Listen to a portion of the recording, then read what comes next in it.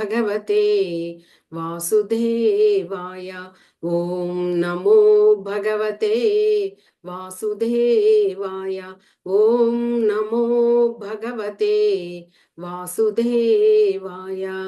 నారాయణం నమస్కృత్య నరం చైవ నరోత్తమం దేవీం సరస్వతిం వ్యాసం తదో జయం ముదీరయేత్. శృణ్వతాం స్వకదాః కృష్ణః పుణ్యశ్రవణకీర్తనః. హృదయం తస్తహి అభద్రాణి విదునోతి సుహృత్సతాం. నష్టప్రాయేషు అభద్రేషు నిత్యం భాగవత సేవయా. భగవత్యుత్తమ శ్లోకే భక్తిర్భవతి నైష్టికి. మూకం కరోతి వాచాలం పంగుం లంఘయేతి గిరిం. యత్కృపతం అహం వందే శ్రీగురుం దినతారణం. పరమానందం మాధవం శ్రీచైతన్య ఈశ్వరం. హరి ఓం తత్సత్. హరే కృష్ణ.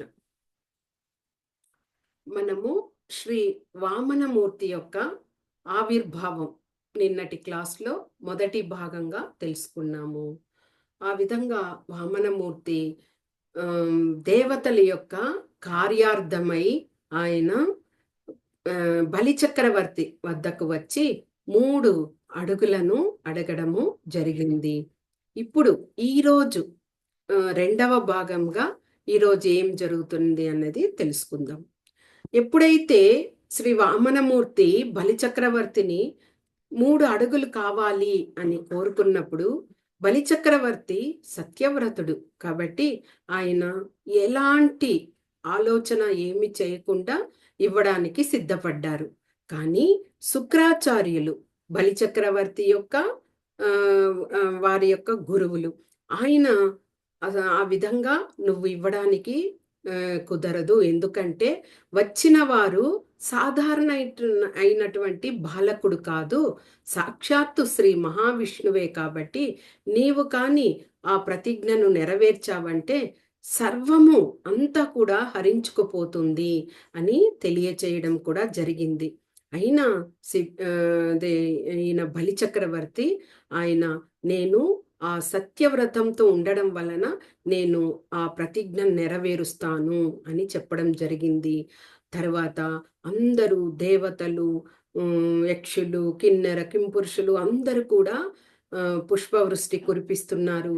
ఆ సమయంలో శ్రీ వామనమూర్తి తన దేహాన్ని విశ్వరూపంలాగా ఎక్కువ చేసుకోవడం జరిగింది. అంటే తన సాధారణంగా ఉన్న దేహం కన్నా ఆకాశమంత ఎదుగుదల అయ్యే విధంగా శరీరాన్ని విస్తరింపజేయడం జరిగింది.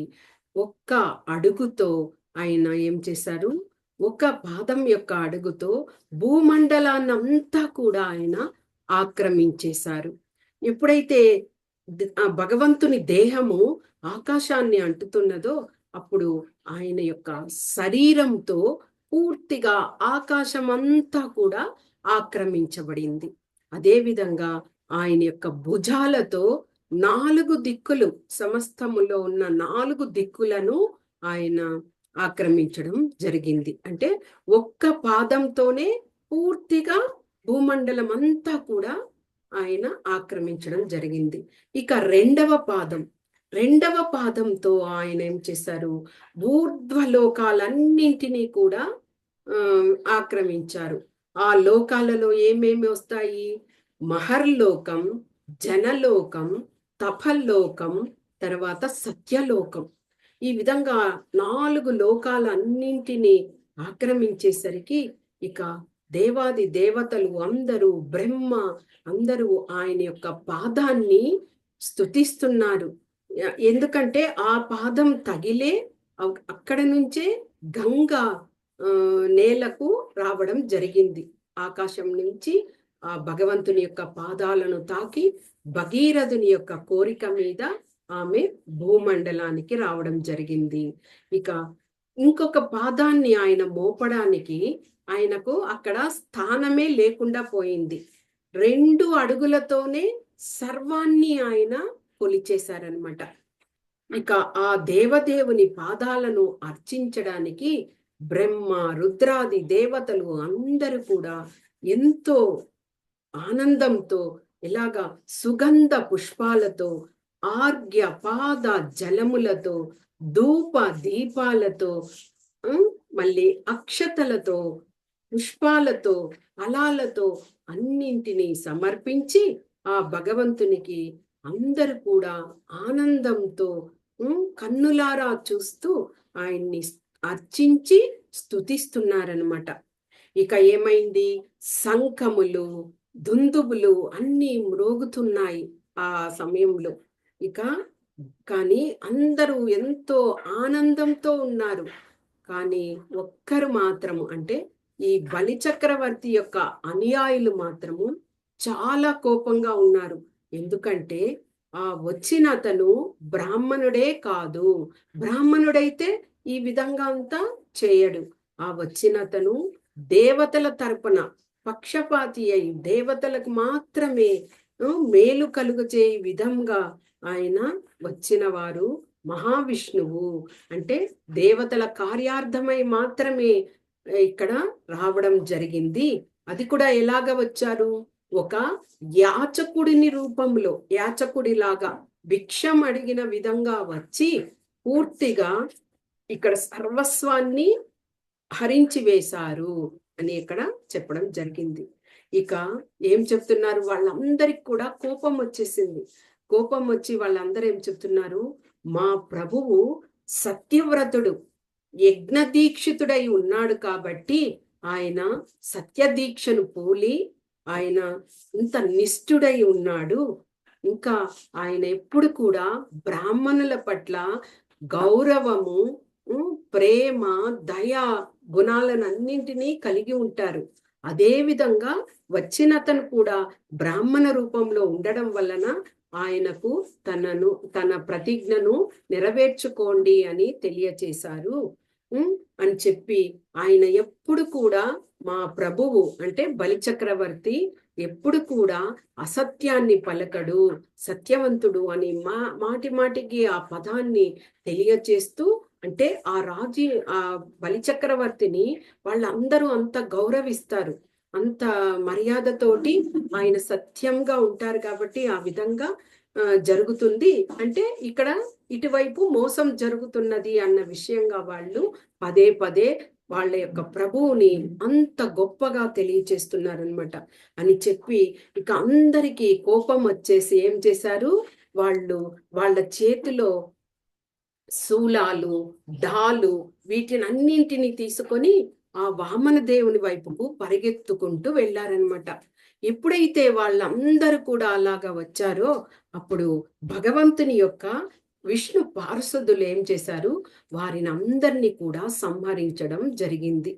అలాగ సంహరించేసరికి ఇంకా కొంతమంది మిగిలారు.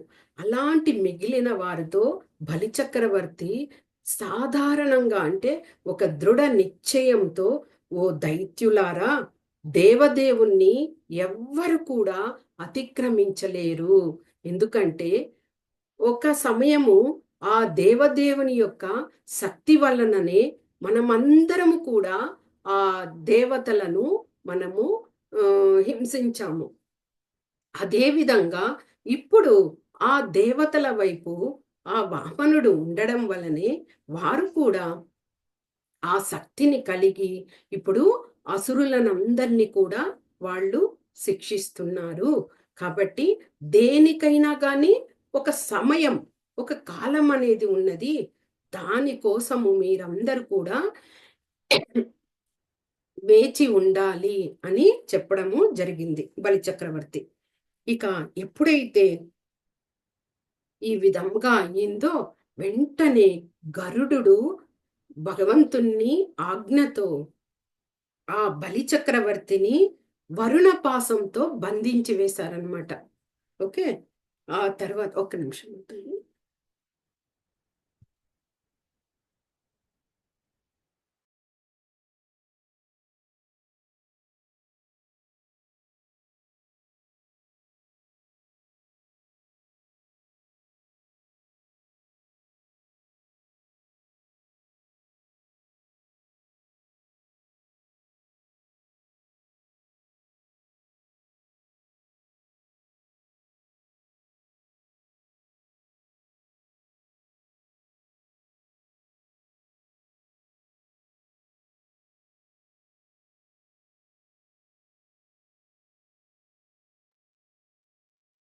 హరే కృష్ణ. హ్మ్. ఆ విధంగా ఆ గరుడుడు ఏం చేశాడు? భగవంతుని యొక్క ఆజ్ఞతో వెంటనే ఆ వరుణ పాశాన్ని బలిచక్రవర్తిని ఆ పాశంతో కట్టివేశారనమాట. బంధించి వేయడం జరిగింది. ఎప్పుడైతే ఆ విధంగా బంధించడం జరిగిందో, ఎంతో దివ్య తేజస్సుతో ఉన్నటువంటి బలిచక్రవర్తి అలాగే తన కాంతిని కోల్పోయి, అలాగే స్థిరంగా ఉండిపోయారనమాట. అంటే దానికి ఎదుర్కోలేదు. అలాగే ఉండిపోయారు. ఇప్పుడు శ్రీ వామన దేవుడు ఈ విధంగా పలుకుతున్నారు. నాకు నీవు 3 అడుగులు ఇస్తావని ప్రతిజ్ఞ చేశావు కదా! దాని ప్రకారం నేను ఒక అడుగుతో భూమినంతటిని కూడా ఆక్రమించాను. ఇంకొక అడుగుతో ఊర్ధ్వమూల లోకాలన్నింటిని కూడా నేను ఆక్రమించేశాను. మరి ఇంకొక అడుగు ఉన్నది. 3 అడుగులు కాబట్టి, ఆ మూడవ అడుగు మాటేమిటి? నేను ఆ మూడవ అడుగును ఎక్కడ మోపాలి?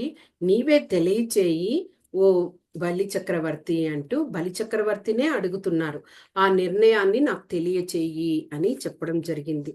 అంటే ఇక్కడ ఏమి పూర్తిగా ఆ ప్రతిజ్ఞను అనుసరించి ఆ 3 అడుగులు బలిచక్రవర్తి దాన్ని కరెక్ట్‌గా చెయ్యాలి. కానీ ఇక్కడ ఏమైంది? 2 అడుగులతో కంప్లీట్ అయిపోయింది. ఇక అది అలాగే నిలిచిపోయింది కాబట్టి, నువ్వు ఆ ప్రతిజ్ఞను అనుసరించి నీవు నాకు దానం ఇవ్వలేదు. కాబట్టి నీవు నరకప్రాయాన్ని పొందుతావు. హ్మ్. ఆ విధంగా నీవు ఏం చేస్తావు? ఈ పాతాళం, ఆ పాతాళ లోకంలో ప్రవేశించి కొన్ని రోజులు నీవు ఆ నరకప్రాయాన్ని పొందు అని భగవంతుడక్కడ చెప్పడం జరిగింది. అంటే ఇక్కడ సత్యవ్రతుడు కదా బలిచక్రవర్తి. కానీ ఆయన చెప్పిన విధంగా 3 అడుగులతో ఇంకా ఒక అడుగు మిగిలి ఉన్నది.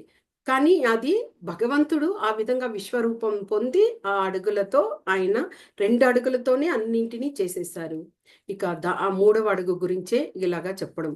అయినా కానీ అప్పుడు బలిచక్రవర్తి ఏం చేశారు? చాలా దృఢ నిశ్చయంతో ఉన్నారనమాట. ఎలాంటి మాటను పలుకలేదు ఆయన. అప్పుడు మళ్ళీ ఏం చెప్తున్నారు? నేను నా మాటను అసత్యం చేయను. ఓ దేవాది దేవా!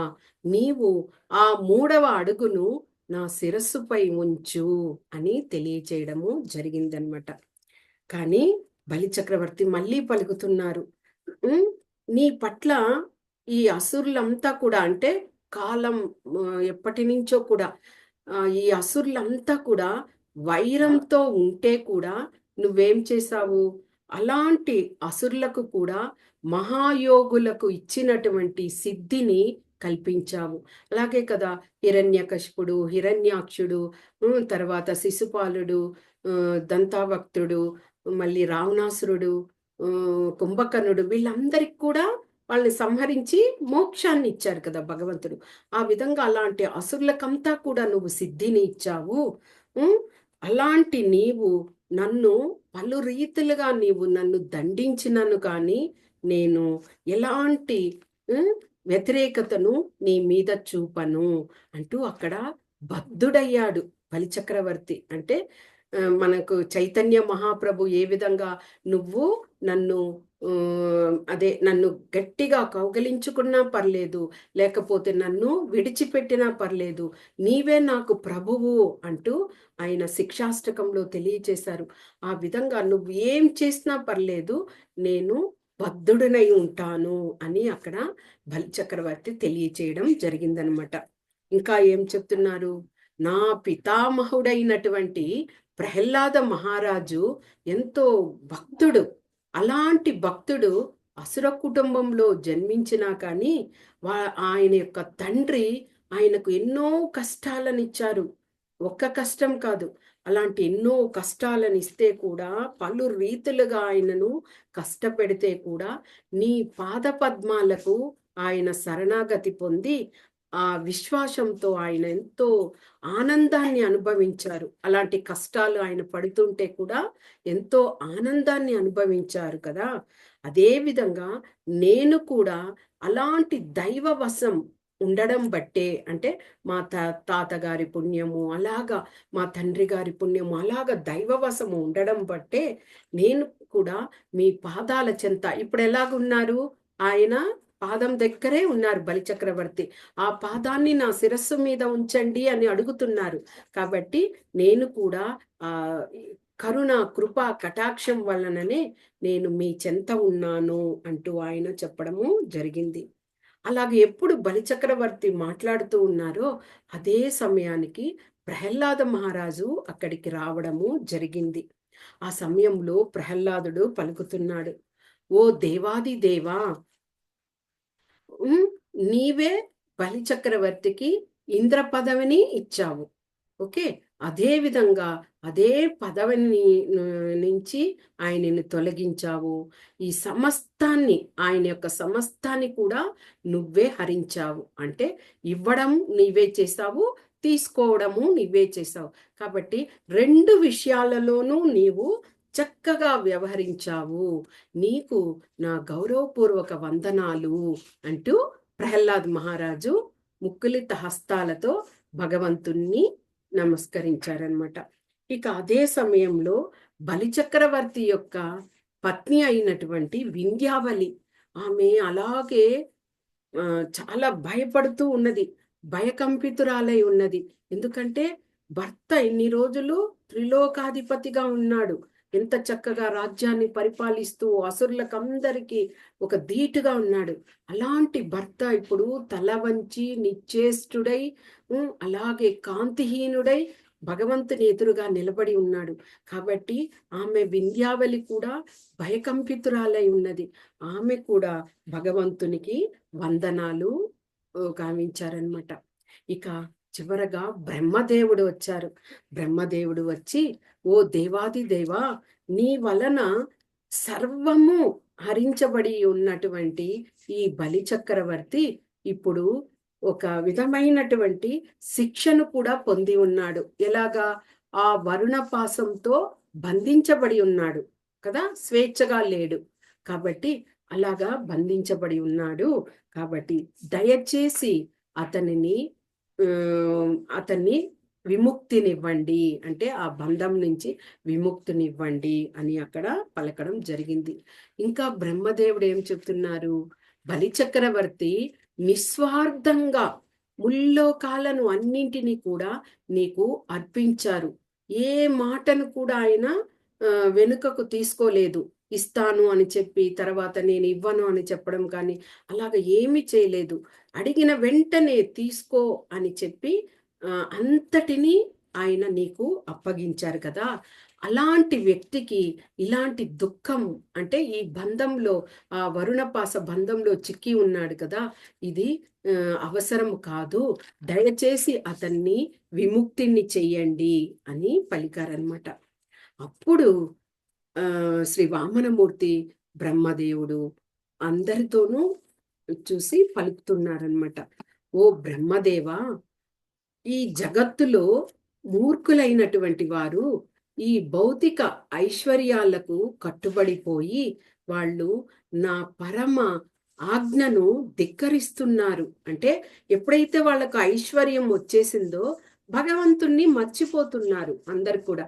కాబట్టి అలాగా నా ఆజ్ఞను ధిక్కరిస్తున్నారు. అందులకే నేనేం చేస్తున్నాను, వారి ఎడ ప్రత్యేకమైన అనుగ్రహాన్ని ఇచ్చి వారి వద్ద సంపదనంతను హరిస్తున్నాను. ఇప్పుడు మనమే అనుకోవచ్చు, ఎందుకంటే మనము ఇంత మంచి సంపదతో ఉన్నాము, మంచి విద్య ఆరోగ్యం అన్నీ ఉన్నాయి, కానీ ఎందుకు మనకి కష్టాలు వస్తున్నాయి అంటే అన్నీ ఉన్నాయి మన దగ్గర, కానీ భక్తి అనేది లేదు. భగవంతుని కోసం మనము సమయాన్ని కేటాయించక ఇందులోనే మునిగి తేలుతున్నాం కాబట్టి భగవంతుడు మనకి ఒక అనుగ్రహాన్ని ఇస్తాడు. ఆ విధంగా మనకి కష్టాలను తీసుకువచ్చి ఆ సమయంలోనైనా నన్ను వీరు గుర్తు తెచ్చుకోవాలి అని, ఆ అనుగ్రహమే అది. కష్టాలు మనకు భగవంతుడు ఇస్తున్నాడంటే అది దుఃఖం కాదు, నిజమైన దుఃఖం కాదు, అది భగవంతుని యొక్క అనుగ్రహంగానే భావించి ఆ సమయంలోనైనా మనము మన ఆత్మను భగవంతుని కోసము తెలుసుకోవాలి. ఇది సత్యము అన్న విషయం తెలుసుకోవడానికే ఆయన అలాంటి అనుగ్రహాన్ని ఇస్తాడు. నేను అలాగ హరిస్తున్నాను అంటే వివరంగా తెలియచేస్తున్నారనమాట.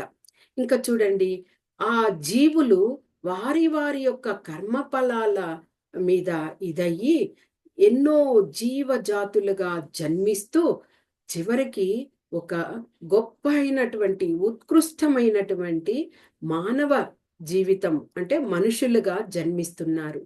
ఇలాంటి జీవితము దుర్లభమైనది, అరుదుగా ఉంటది. అలాగ మనిషిగా జన్మిస్తున్నారు అంటే. కాకపోతే అలాంటి జీవితంలో ఉండి కూడా వారు సార్థకతను తెలుసుకోలేకపోతున్నారు అని బ్రహ్మకు తెలియచేస్తున్నారు. ఇంకా ఒక మనిషి ఉన్నత వంశంలో జన్మించవచ్చు. అతనికి సంపద ఉండవచ్చు, సౌందర్యం ఉండవచ్చు, గొప్ప విద్య ఉండవచ్చు. కానీ ఇవన్నీ ఉంటూ కూడా ఎవరైతే వాటినన్నింటిని ఆ ఐశ్వర్యం, సంపద వాటినన్నింటిని చూసి మిథ్యాహంకారంతో గర్వితుడై ఉంటారో అలాంటి వారు ఏమవుతారు?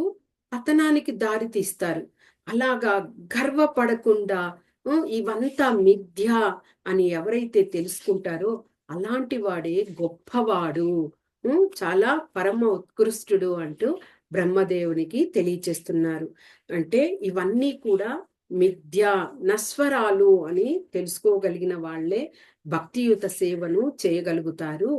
అలాంటి భక్తిలో ఉన్నటువంటి వాళ్ళు ఇలాంటి మోహానికి అంతటికి కూడా లోను కారు అంటూ అక్కడ తెలియచేశారనమాట. అయితే ఇక్కడ చూడు, బలిచక్రవర్తి సమస్త ఐశ్వర్యాన్ని పోగొట్టుకున్నాడు.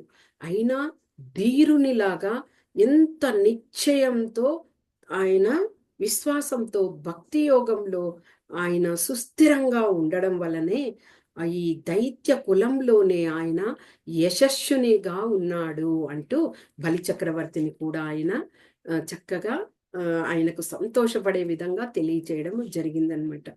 ఇంకా ఏం చెప్తున్నారు?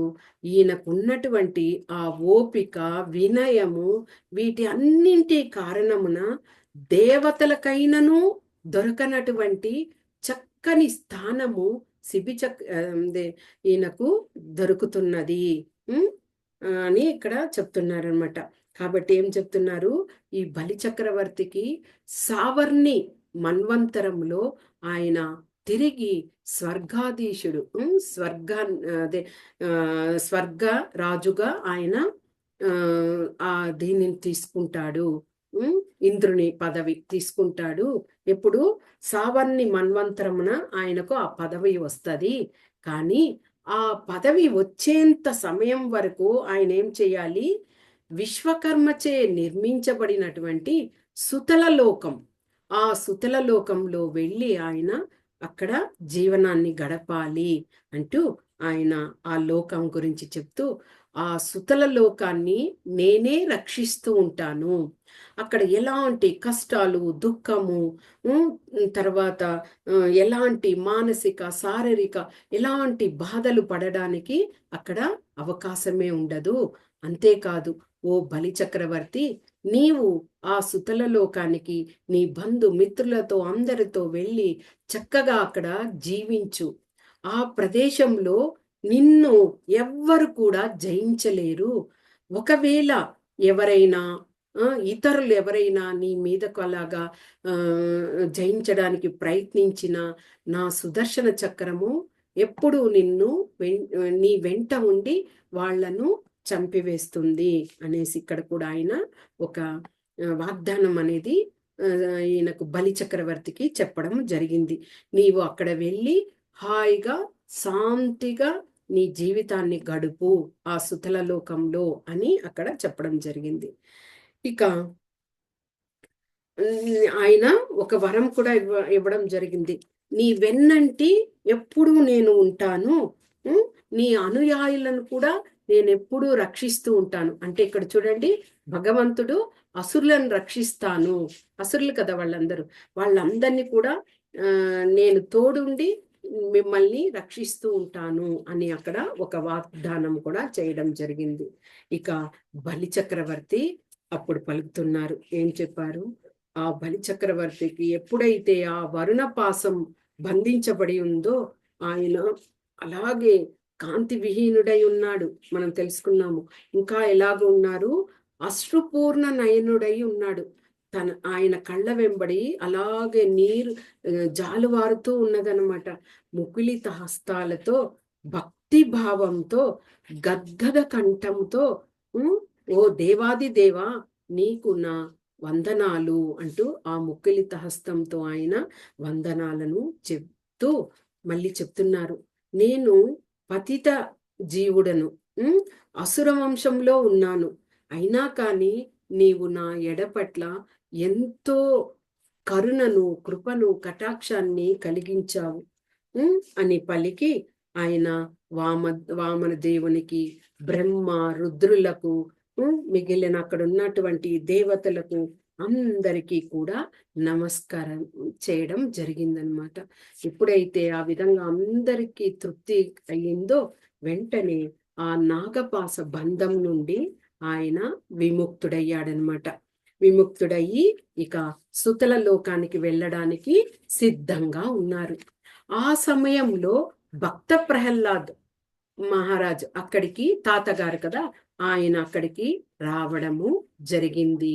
వచ్చిన వెంటనే ఆయన కూడా ఆ వామనమూర్తిని చూసి, ఓ దేవాది దేవా, సకల దేవతలు, బ్రహ్మాది రుద్రులు వీళ్ళందరూ కూడా నీ పాద పద్మాలను శరణాగతి పొంది ఉన్నారు. నీవు ఇప్పుడే అంటే జస్ట్ ఇంతకు ముందే కదా అదే ఈయనకు బలి చక్రవర్తికి చెప్పారు, మీ అసురులందరినీ రక్షిస్తాను నేను అని. ఆ విధంగా నీవు నాకు కూడా వాగ్దానం చేసున్నావు, మీ తరంలో అందరు కూడా ఎన్నో తరాలు సమృద్ధిగా అలాగే ఉంటారు అని నాకు కూడా నువ్వు అభయాన్ని ఇచ్చావు. ఇప్పుడు బలి చక్రవర్తికి కూడా మీ అసురులందరినీ రక్షిస్తానని చెప్పడము నాకు ఎంతో ఆనందంగా ఉంది. ఇలాంటి వాదనను చివరకు మిగతా నీ తోడు ఉన్నటువంటి దేవతలు కూడా పొంది ఉండరు. చివరికి లక్ష్మీదేవి కూడా ఇలాంటి వరాన్ని పొంది ఉండరేమో. నేను ఎంతో ఆనందపడుతున్నాను అంటూ ప్రహ్లాద్ మహారాజు అక్కడ చెప్పడం జరిగింది. తర్వాత ఎప్పుడైతే ప్రహ్లాద్ మహారాజు అక్కడికి రావడం జరిగిందో బలిచక్రవర్తి అశ్రునయనాలతో ఉన్నారు. అంటే సిగ్గుపడుతున్నారు. ఈ విధంగా అంటే ఆయన ఒక మహావీరుడిలాగా ఉన్నారు కదా, ఒక్కసారి తల వంచి అలాగ అందరి ముందు ఆ విధంగా ఉండడం వలన ప్రహ్లాద్ మహారాజుని చూసి కూడా ఆయన సిగ్గు పడిన వదనంతో ఆయన నమస్కరించడం జరిగింది తాతగారికి. ఇక తర్వాత ప్రహ్లాదునితో భగవంతుడు ఏం చెప్తున్నారు? వత్స ప్రహ్లాద, నీకు కూడా శుభమగుగాక. నీవు కూడా నీ పౌత్రాదుడైనటువంటి బలి చక్రవర్తితో నీవు కూడా సుతల లోకానికి వెళ్ళి జీవించు. అక్కడ మీ బంధు మిత్రులతో అందరూ సుఖ సంతోషాలతో జీవించండి అని చెప్పగానే ఇక బలి చక్రవర్తి, ప్రహ్లాద మహారాజ్, తర్వాత వారి అందరి అనుయాయులు అందరు కూడా సుతల లోకానికి వాళ్ళు ప్రయాణం అయ్యారనమాట, వెళ్ళిపోయారు. ఇక ఇక్కడ శుక్రాచార్యులు ఉన్నారు. అప్పుడు మహావిష్ణువు వామనుడు శుక్రాచార్యుల్ని చూసి, ఓ బ్రాహ్మణ శ్రేష్ఠుడా, నీవు చాలా గొప్ప జ్ఞానివి.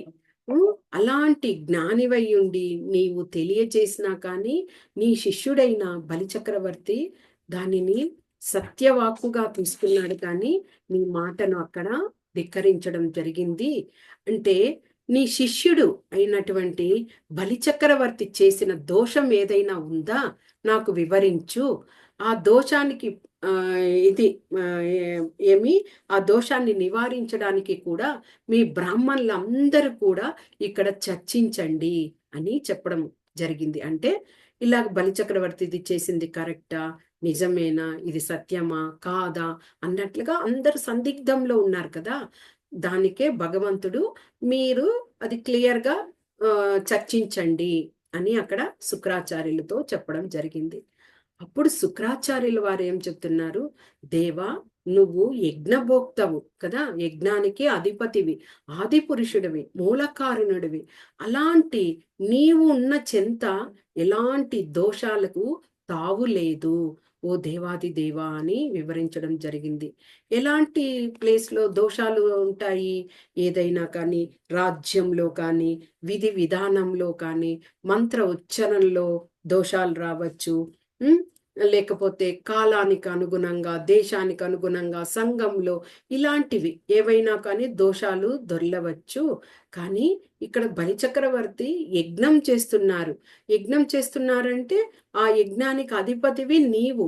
నిన్ను సంతృప్తి పరచడానికే ఆయన అంతటి యజ్ఞం చేస్తున్నారు కాబట్టి అలాంటి దోషపూరితమైనది ఏమీ లేదు అంటూ ఆయన శుక్రాచార్యుల వారు కూడా వివరించడం జరిగింది. ఆ విధంగా ఆయన కూడా ఆ బ్రాహ్మణులందరితో కూడా చర్చించి ఆ బలిచక్రవర్తి యొక్క దోషం ఏమీ లేదు, ఆయన సత్యవ్రతుడు కాబట్టి ఆయన ధర్మాన్ని ఆయన పాటించాడు అన్న ఒక వివరణను భగవంతునికి తెలియచేయడము జరిగింది. ఆ దోషం ఏమీ అక్కడ లేదు అన్నట్టుగా ఆ యజ్ఞాన్ని కూడా పూర్తిగా నిర్వర్తించారనమాట. ఈ విధంగా వామన దేవుడు ఏం చేశారు, ఒక భిక్షము అడిగే విధంగా బలిచక్రవర్తికి దగ్గరికి వచ్చి ఆయన యొక్క సమస్తాన్ని కూడా హరించాడు. కానీ ఆయనకు ఎలాంటి స్థానాన్ని ఇచ్చారు తర్వాత? ఇంద్ర పదవిని కదా, ఆ సావర్ణ మనుకాలంలో వస్తుంది అని ఆయన చెప్పడం జరిగింది. అంటే భగవంతుని యొక్క ఒక భక్తుడిగా ఉన్న అతను భగవంతుని విశ్వసిస్తే ఎలాంటి సమయంలోనైనా ఆయన కష్టకాలమైన కానీ, లేదా సుఖమైనటువంటి పరిస్థితుల్లో కానీ, సంతోషమైన పరిస్థితులు కానీ, క్లేశాలు ఇలాంటి వాటిలోనైనా ఆ భక్తుడికి తోడుగా ఉంటారు భగవంతుడు. కాబట్టి బలిచక్రవర్తిని ఆ విధంగా కొద్దిగా కష్టాన్ని కలిగించిన విధంగా చేస్తే కూడా తరువాత ఆయన ఇంద్ర పదవిని ఆయనకు కట్టబెట్టడం జరిగింది. ఇక ఆ విధంగా ఈ తర్వాత ఆయనకు అయిన తర్వాత ఆ పదవిని బలిచక్రవర్తి వెళ్ళిపోయారు కదా, ఆ ఇంద్ర పదవిని ప్రస్తుతానికి ఇంద్రునికి అప్పగించడం జరిగింది. ఇంద్రుడు సర్వ అదే ఆ స్వర్గాది ఇంద్రుపతిగా ఆయన అవ్వడం జరిగింది. కానీ అక్కడ వాళ్ళు అందరూ కూడా ఆ ఇంద్ర పదవికి కూడా భగవంతుని యొక్క సంకల్పమే కాబట్టి ఇంద్రునికి కానీ ఆ పదవి దొరికింది. కాబట్టి అక్కడ ఉన్న వాళ్ళందరూ సమస్తము కూడా ఆ భగవంతుడే అధిపతి, ఆయన సమ్మతమే ఇవన్నీ జరిగాయి అని మళ్ళీ అందరూ కూడా హర్షధ్వానాలతో అందరూ భగవంతుణ్ణి స్తుతించి పరమానందాన్ని పొందారట. ఇక ఇంద్రుడు రాజుగా ఇదయ్యాడు. మళ్ళీ పరమ ఐశ్వర్యవంతుడై తన నిజస్థానాన్ని ఇంద్రుడు పొందారు. తర్వాత అందరూ భగవంతుణ్ణి కీర్తించగా దీనికి అదే లోకవాసులు అందరూ దేవతలు అందరూ కూడా కీర్తించగా వామనుడు నిష్క్రమించి వెళ్ళిపోయారనమాట. అంటే ఇక్కడ ఎవరైతే ఇలాంటి ఈ భగవంతుని యొక్క ఇలాంటి అసాధారణమైన లీలలు ఇవన్నీ కదా, సాధారణంగా మనుషులు చేసేటువంటి లీలలు కాదు. కాబట్టి భగవంతుడు శ్రీ వామనుడు ఆవిర్భవించాడు, తర్వాత అలాగే ఆయన వెళ్ళిపోవడం జరిగింది. ఈ లీలలు చేశారు. బలిచక్రవర్తిని ఆయనని తర్వాత ఒక ఇంద్ర పదవి స్థానానికి ఆయన్ని అర్హుణ్ణి చేశారు. ఇలాంటివన్నీ కూడా ఎవరైతే శ్రవణం చేస్తారో వాళ్ళు శీఘ్రమే ఉన్నత లోకాలను చేరుకుంటారు. ఇందులో ఎలాంటి సందేహం లేదు అని మనకి భాగవతంలో తెలియజేయడం జరిగింది. ఇది శ్రీ వామనుని యొక్క ఆవిర్భావము. బలిచక్రవర్తి దగ్గర ఆయన 3 అడుగులను కోరి దానిని పొందడం కూడా జరిగిన విషయం అన్నమాట. ఓకే, హరే కృష్ణ. వాంఛా కల్పతరుభ్యశ్చ కృపా సింధుభ్య ఏవ చ పతితానాం పావనేభ్యో వైష్ణవేభ్యో నమో నమః. హరే కృష్ణ.